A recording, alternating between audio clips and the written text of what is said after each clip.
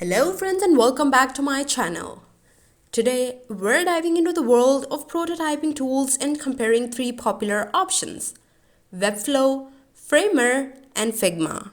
Choosing the right one prototyping tool is crucial for designers. So let's break down the strengths and weaknesses of each to help you make an informed decision. On number one, we have Webflow. It is a visual web design platform for building responsive websites. Strengths: visually driven interface for designing and prototyping websites. Suitable for designers with little coding experience. Offers hosting services for deploying and managing websites. Weaknesses: may not be as robust for creating complex interactions or animations compared to the specialized tools. Steeper learning curve for users unfamiliar with web design concept.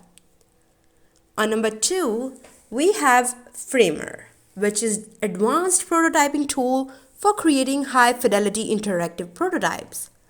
Now, let's talk about the strengths of Framer. Renowned for its advanced capabilities in creating custom animations and interactions. Provides a powerful scripting environment for creating prototypes using React components. Well suited for complex interactions and animations. Weaknesses: steeper learning curve, especially for designers not familiar with coding. Overkill for simpler projects or designers preferring a more visual approach. Now, let's talk about Figma. So, Figma is a collaborative interface design tool with strong prototyping features. When it comes to the strength, Figma is ideal for team collaboration and real-time editing. It offers robust design and prototyping features, including interactive prototypes with transitions and animations. It's a versatile tool for UI designs, wireframes, and mockups. Weaknesses: prototyping capabilities may not be as advanced or customizable as specialized tools. Performance may be affected when working on large and complex projects due to its cloud-based nature.